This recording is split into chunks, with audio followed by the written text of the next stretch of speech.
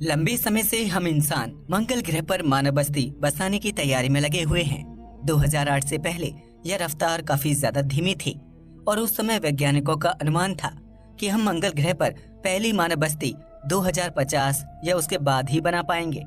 लेकिन 2008 में space x के फॉर्मेशन के बाद यह रफ्तार काफी ज्यादा तेज हो गई, क्योंकि स्पेस एक्स के सीईओ एलोन मस्क का स्पेस एक्स को स्थापित करने का सबसे बड़ा सपना यही था कि वह मंगल ग्रह पर मनुष्य को बसाने के सपने को जल्द से जल्द पूरा कर सके। इसके बाद से ही हमने मंगल ग्रह पर भेजे जाने वाले मिशन की एक बड़ी लिस्ट देखी, जिसमें हमारे भारत का मंगलयान मिशन भी शामिल था।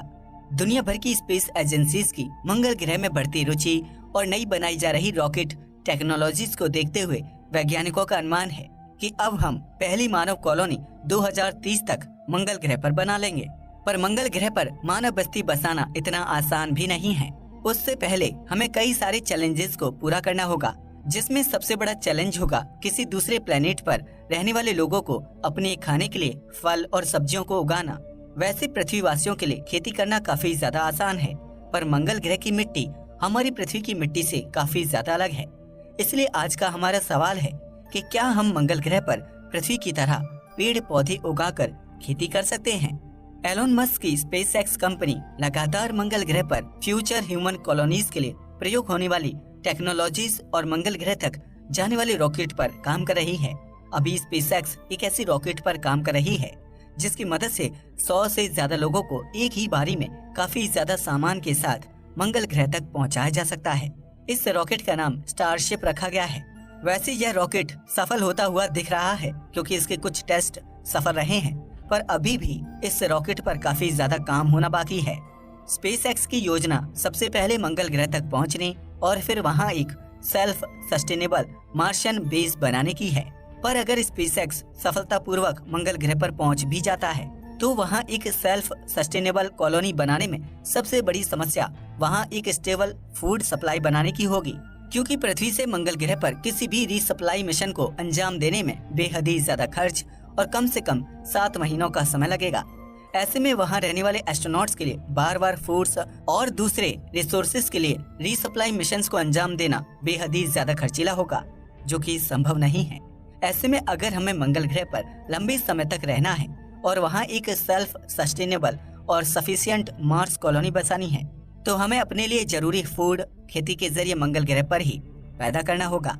हमें मंगल ग्रह की मिट्टी से ही ऐसे पेड़ पौधों को उगाना होगा जिन्हें हम बाद में भोजन के रूप में खा सकें और अपनी कॉलोनी को ग्रो कर सकें। अगर आप साइंस फिक्शन मूवीज के फैन हैं, तो पक्का आपने मंगल ग्रह पर बनी सर्वाइवल मूवी मार्शियन तो जरूर देखी होगी, जिसमें एक मिशन के दौरान एस्ट्रोनॉट मार्क वाटनी मंगल ग्रह पर उस समय फंस जाते हैं जब उनके दूसरे साथी एस्ट्रोनॉट्स उन्हें मरा हुआ मानकर वापस स्पेस स्टेशन पर चले जाते हैं। ऐसे में वाटनी मंगल ग्रह पर अकेले रह जाते हैं, जिसके बाद मंगल ग्रह पर इनके अकेले रहने की जर्नी चालू होती है। इनके पास कुछ दिनों का खाना होता है और कुछ दिनों बाद इन्हें जीने के लिए और खाने की जरूरत होती है, जिसके लिए ये अपने बेस में मौजूद टेक्नोलॉजी और खाद्य सामग्री का प्रयोग करके अपने लिए खुद मंगल की मिट्टी में एक आर्टिफिशियल एनवायरनमेंट क्रिएट करके खेती करते हैं और खाने की चीजों को उगाते हैं। मार्शियन मूवी के बाद से ही बहुत से लोगों के मन में ये सवाल था, क्या मूवी में दिखाई गई साइंस सही है और क्या हम सच में आर्टिफिशियल एनवायरनमेंट क्रिएट करके मंगल ग्रह की मिट्टी में इस तरह की खेती कर सकते हैं। तो आपको सुनकर शायद बुरा लगेगा, क्योंकि मौजूदा टेक्नोलॉजी की मदद से मंगल ग्रह की मिट्टी में पौधों की खेती कर पाना अभी के लिए तो केवल साइंस फिक्शन ही है, क्योंकि हाल ही में किए गए अध्ययनों से ये साफ है कि मंगल ग्रह पर प्लांट्स को ग्रो करना वैज्ञानिकों की उम्मीद से कहीं ज्यादा कॉम्प्लिकेटेड है। पर यहाँ पर आपके मन में सवाल आ सकता है कि जब मंगल ग्रह पर भी मिट्टी मौजूद है, तो हम पृथ्वी की तरह मंगल ग्रह पर खेती क्यों नहीं कर सकते। इस सवाल का जवाब जानने के लिए हमें सबसे पहले खेती के लिए जरूरी सभी कंपोनेंट्स के बारे में जानना होगा। किसी भी ग्रह पर प्लांट्स को ग्रो करने के लिए 3 महत्वपूर्ण चीजों की जरूरत होती है, जिसमें पहला है न्यूट्रिएंट से भरपूर सॉइल, दूसरा वाटर और तीसरा पेड़ पौधों और खेती के लिए आवश्यक एनवायरनमेंट। जब यह 3 चीजें किसी प्लेनेट पर सही मात्रा में मौजूद होती हैं, तभी उस प्लेनेट पर अच्छे से खेती हो पाती है या पेड़ पौधों का जन्म हो पाता है। बिना इनमें से किसी एक चीज के भी ना होने से किसी प्लेनेट की मिट्टी में खेती करना काफी ज्यादा मुश्किल और कई मामलों में तो लगभग नामुमकिन भी हो सकता है। चलिए खेती के लिए जरूरी सभी स्टेप्स को थोड़ा अच्छे से समझते हैं। नंबर 1, ग्रह की मिट्टी।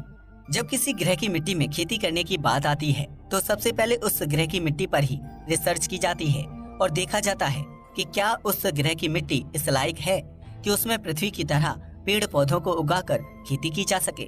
क्योंकि किसी प्लेनेट की मिट्टी में खेती करने के लिए उस मिट्टी में पृथ्वी की मिट्टी की तरह नाइट्रोजन, फास्फोरस और पोटेशियम जैसे रिच न्यूट्रिएंट्स मौजूद होना जरूरी होता है। साथ ही हमारी धरती पर मौजूद सॉइल माइक्रोब्स और दूसरे ऑर्गेनिक मैटर से भरपूर होता है, जो कि प्लांट्स को ग्रो करने और सरवाइव करने में मदद करता है। वहीं दूसरी ओर मंगल ग्रह का सॉइल मुख्य रूप से क्रस्ट रॉक और खतरनाक रेडिएशन से भरी हुई है, जहां खेती करने के लिए जरूरी न्यूट्रिएंट्स मौजूद नहीं है। इसके अलावा मंगल ग्रह की मिट्टी का स्ट्रक्चर भी पेड़ पौधों के लायक सही नहीं है। यह मिट्टी काफी ज्यादा सूखी है। मंगल ग्रह पर मौजूद नासा के रोवर्स ने कई सालों तक मंगल ग्रह के सरफेस का अध्ययन किया है, जिनके जरिए वैज्ञानिकों के पास मंगल ग्रह के सरफेस और उसके सॉइल के बारे में काफी जानकारियां मौजूद हैं। रिसर्च में पता चला है कि मंगल ग्रह की मिट्टी में ये जरूरी न्यूट्रिएंट्स मौजूद तो हैं, पर वो काफी कम मात्रा में मौजूद हैं, जो कि किसी प्लांट्स को ग्रो करने में सक्षम नहीं है। इन सभी परेशानियों को देखते हुए अगर हम अपनी अभी की टेक्नोलॉजी का प्रयोग करें, तब भी हम इसकी मिट्टी को इस लायक नहीं बना सकते कि उसमें खेती की जा सके।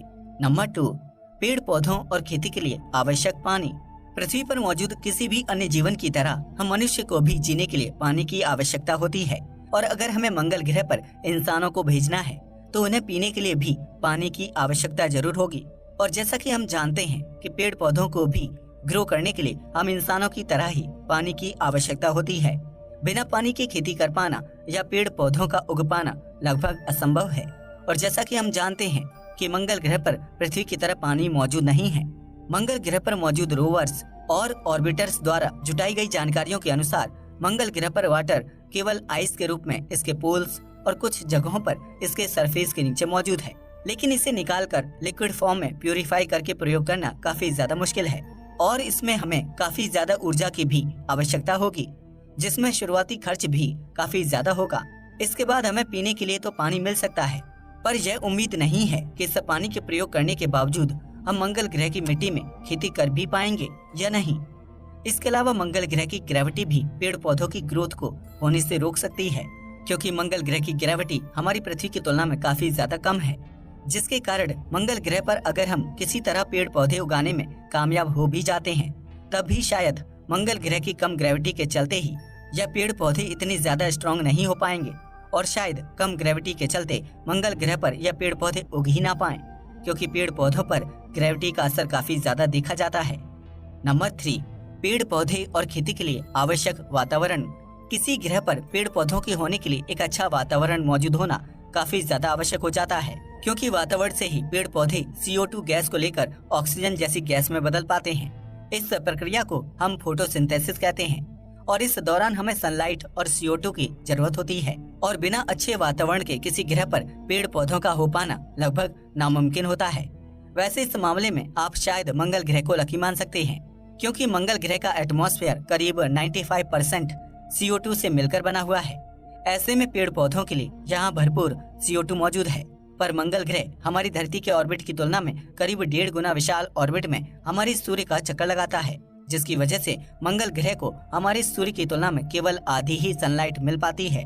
पर उसके साथ ही मंगल ग्रह का एटमॉस्फेयर हमारी धरती की अपेक्षा करीब 100 गुना थिन है, जिसके चलते इसका एटमॉस्फेयर टेम्परेचर को ब्लॉक नहीं कर पाता, जिसकी वजह से मंगल ग्रह के सरफेस का एवरेज तापमान -100 डिग्री सेल्सियस तक चला जाता है, जिससे आप समझ सकते हैं कि यहाँ एटमॉस्फेयर में पेड़ पौधों के लिए आवश्यक कार्बन डाइऑक्साइड तो मौजूद है, पर इसके बाद एटमॉस्फेयर का तापमान इतना ज्यादा है कि वहाँ पर अगर कोई पेड़ पौधा हो भी जाए तो वह ज्यादा समय तक जिंदा नहीं रह पाएगा। वैसे जैसा कि मैंने आपको ऊपर बताया कि यहाँ की मिट्टी में इतने न्यूट्रिएंट्स और पानी भी नहीं है कि यहाँ पर किसी तरह के पेड़ पौधों का जन्म हो सके, पर अगर हम इंसान इस तरह का एनवायरनमेंट क्रिएट करके यहाँ पेड़ पौधों को उगाने की कोशिश भी करते हैं, तब भी इसके पतले वातावरण के चलते सूरज से आने वाली खतरनाक अल्ट्रावायलेट किरणें सीधे इसके सरफेस तक पहुँच जाती हैं, जो कि प्लांट लाइफ के लिए बेहद खतरनाक होता है। यानी सीधी भाषा में कहें तो मंगल ग्रह के खुले एयर में प्लांट्स को ग्रो करना संभव नहीं है।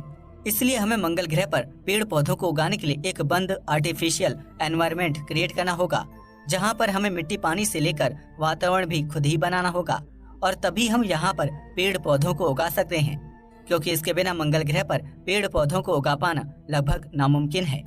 और मंगल ग्रह पर बड़े इलाके में आर्टिफिशियल एनवायरनमेंट बनाना भी कोई छोटी बात नहीं है। इस तरह की टेक्नोलॉजी बनाने के लिए भी हमें अभी एक लंबा सफर तय करना होगा, क्योंकि अभी हमारे पास इस तरह की टेक्नोलॉजी भी नहीं है।